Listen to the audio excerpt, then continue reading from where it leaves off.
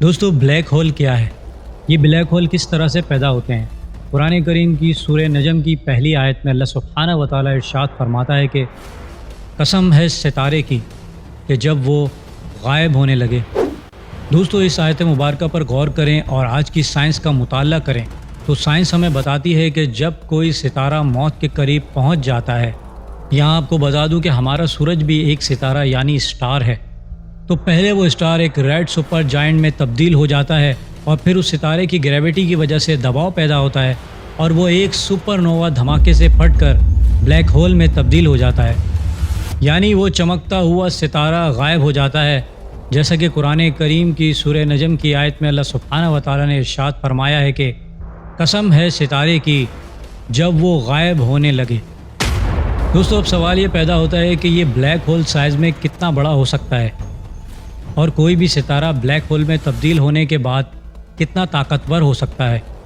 حال ہی میں سائنسدانوں نے زمین سے 18.2 بلین لائٹ ایئر کی دوری پر ایک ایسا بلیک ہول دریافت کیا ہے جسے کائنات کا سب سے بڑا یعنی سپر میسو بلیک ہول کہا جا رہا ہے۔ اس بلیک ہول کو ٹون 618 کا نام دیا گیا ہے۔ اس بلیک ہول کا ڈایامیٹر 3,20,000 لائٹ ایئر بتایا جا رہا ہے۔ اس بلیک ہول کے سائز کے بارے میں جاننے سے پہلے یہ بات سمجھنا بہت ضروری ہے کہ یہ کتنا بڑا ہے۔ دوستو اسپیس میں دوری ناپنے کے لیے لائٹ ایئر کا اسکیل ہوتا ہے۔ لائٹ جو کہ ایک سیکنڈ میں 3 لاکھ کلومیٹر کا سفر طے کرتی ہے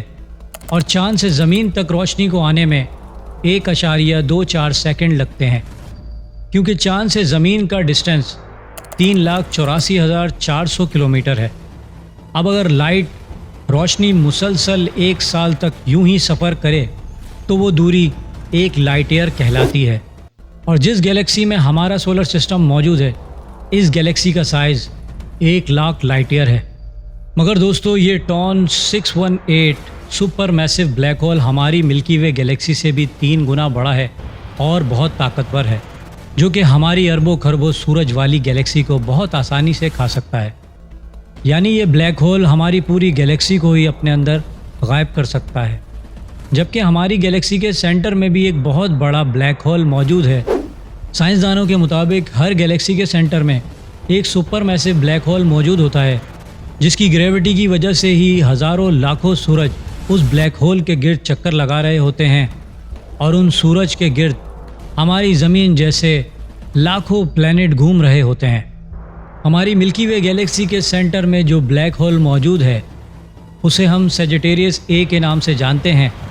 اس بلیک ہول کے بالکل سینٹر میں جو کالا حصہ ہوتا ہے اسے ہم ایونٹ ہورائزن کہتے ہیں۔ اگر اس حصے میں کوئی بھی شے ایک بار داخل ہو جائے تو پھر وہ کبھی بھی باہر واپس نہیں آ سکتی، اور اس بلیک ہول کے اندر یا اس کے پار کیا ہو سکتا ہے، آج کا انسان اس بات سے بالکل لا علم ہے۔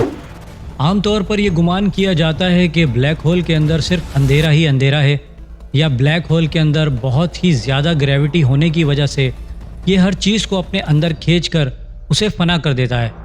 اسی لیے سائنسدانوں کی اکثریت اسے موت کے گھڑے سے تشبیہ دیتی ہے، لیکن اسٹیفن ہاکنگ کی ریسرچ اس کے بالکل برعکس ہے۔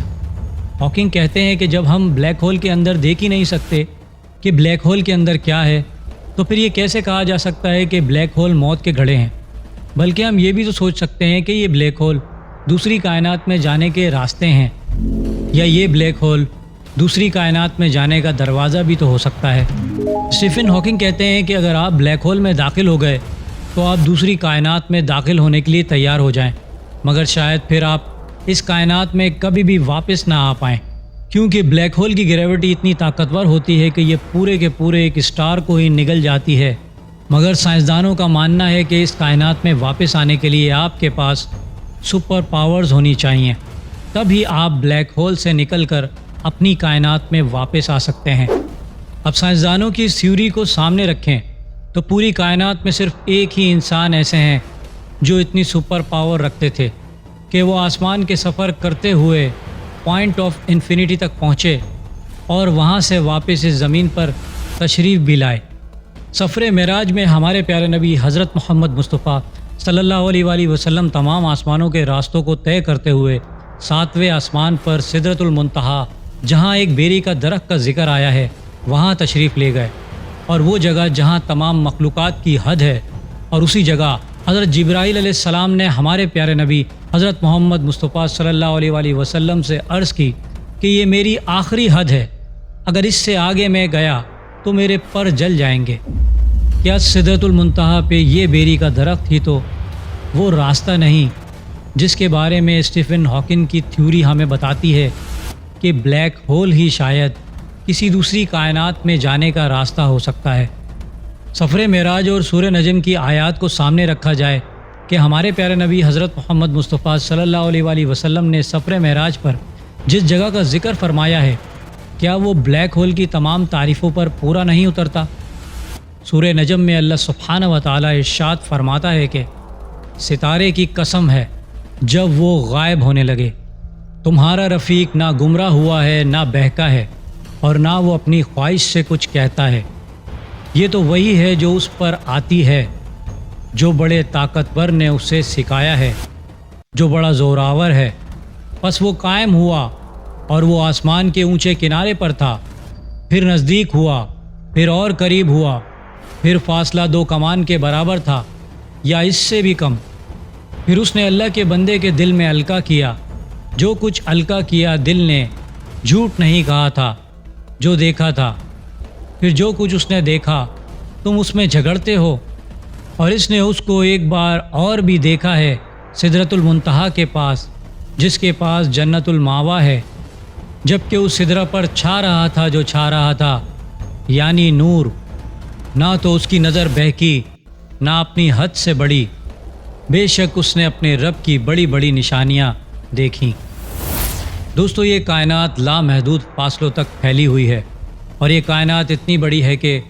جس آبزرویبل یونیورس کے بارے میں آج تک کا انسان جان پایا ہے، اس کا سائز 93 بلین لائٹ ایئر ہے، اور اس سے آگے یہ کائنات کتنی بڑی ہو سکتی ہے ہم اس کے بارے میں کچھ نہیں جانتے۔ 2004 میں ایک امریکن ایسٹرونامر فزسسٹ نے ایک ریسرچ پبلش کی، اور اس میں یہ بتایا کہ ہماری یہ پوری کائنات ایک بہت بڑے بلیک ہول کے اندر موجود ہے، اور اس بلیک ہول کا سائز ان لمیٹڈ ہے۔ اس سائنسدان کے مطابق یہ پوری کائنات ایک رنگ نما شیپ کے بہت بڑے بلیک ہول میں موجود ہے۔ یہاں بھی نبی پاک صلی اللہ علیہ وآلہ وسلم کا کائنات کے متعلق جو فرمان ہے وہ بالکل فٹ بیٹھتا ہے۔ ہمارے پیارے نبی حضرت محمد مصطفیٰ صلی اللہ علیہ وآلہ وسلم نے ارشاد فرمایا، پہلا آسمان اگر ایک انگوٹھی ہے تو اس کے مقابلے میں دوسرا آسمان ایک ریت کا بہت بڑا صحرا ہے۔ اگر یہ انگوٹھی اس صحرا میں کھو جائے تو اس انگوٹھی کا سائز اس صحرا کے مقابلے میں کچھ بھی نہیں،